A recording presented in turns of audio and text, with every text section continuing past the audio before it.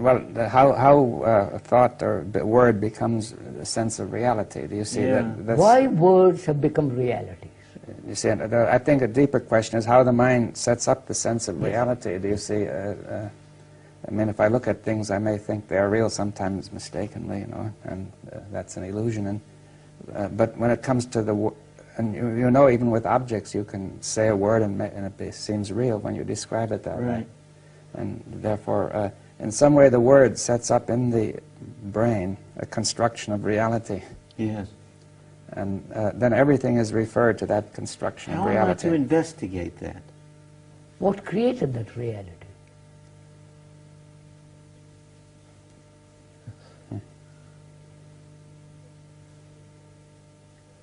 Would you say everything that thought has created is reality, except nature?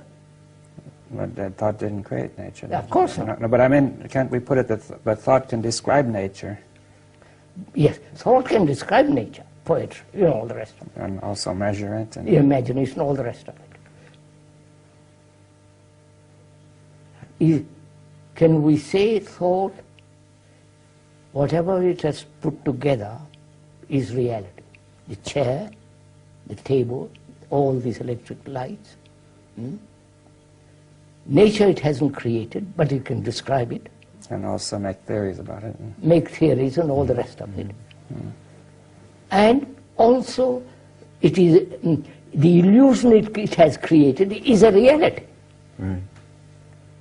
But isn't it, say, to a certain extent, this construction of reality has its place? Because, see, if I feel that the table is real, although the brain has constructed that, it's okay. Now, but at some stage, we construct realities that are not there. You see, and we can see this sometimes in the shadows in a dark night, constructing realities that are not there. Mad there.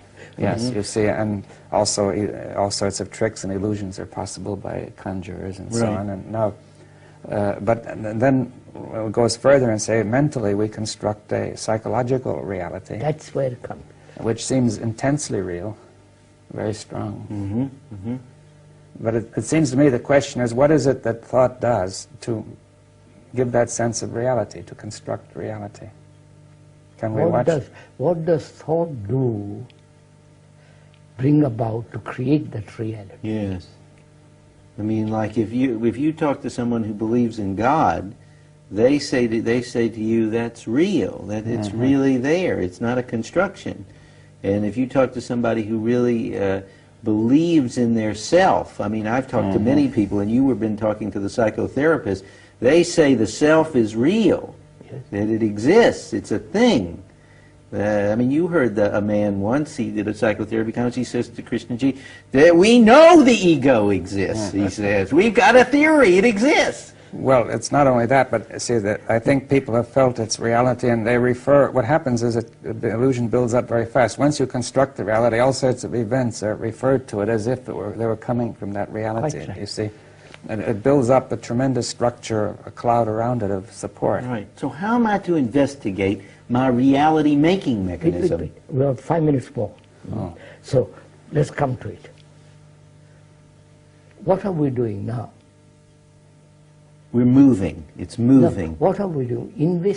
We have said no authority, nobody can say to another, this is the right thing to do. Because we are trying to find out what is the correct action in life. I can only find that out if there is no disorder in me. Right? Right. Me is the disorder. Right. That's right. However real that me is, that is the source of disorder. Right. Because that separates, that divides, me and you and we and they and my nation, my God, me. Right, right. Now we're asking how, with its consciousness, right, can that consciousness be aware of itself?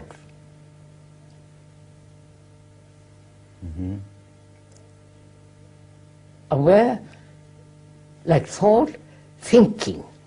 Thinking about itself? About thought, can, put it very simply, can thought be aware of its own movement? Yes. Yeah, that's the question. That's the question. I mean, it's been called, it could be, say, a self-reference of thought, to thought understanding its own structure, its own movement. Its own movement. And But is that thought that's aware of itself, or is it something else? Try it, try it. Try that. Do it now. 4 minutes you have. Right. Do it now. See whether you can be aware of your, not you, when a thought can be aware of itself, of its movement. Mm-hmm.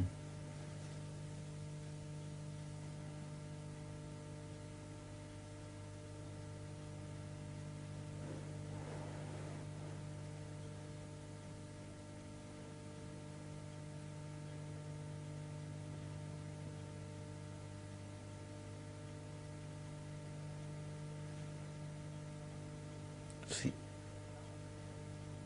it stops. What does it mean? It means what it says. It stops. That it can't be. That the sense of, well, the observation of thought stops. No, I don't put it that way. How would you put it? It is undergoing a radical change. yeah, so the word thought is not a fixed thing. No. The word thought. It does not mean a fixed thing. Yes. But it can change, right? That's right. In perception. I mean, you have told me, other scientists have told me, in the very observation through a microscope, the object, the object undergoes a change. In the quantum theory, the object is, cannot be fixed apart from the act of observation. Well, this is true with patients. When in psychoanalysis, when being with the patient, they change automatically. Forget the patient.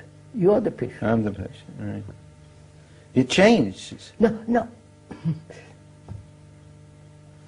What takes place when thought is aware of its own, of itself?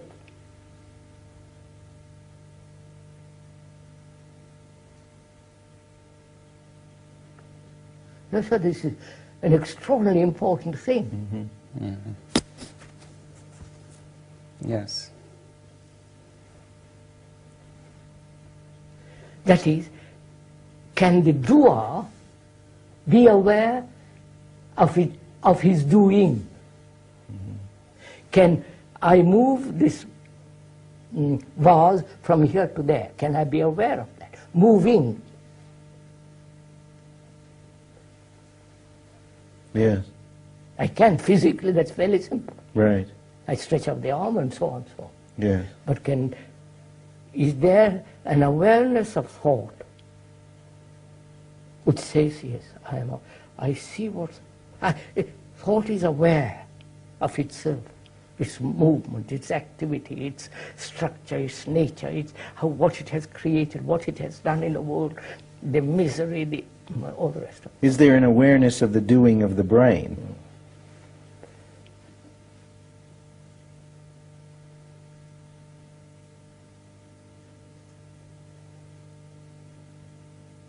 Let me ask you something. Why do you think you can be aware of... Time. Time.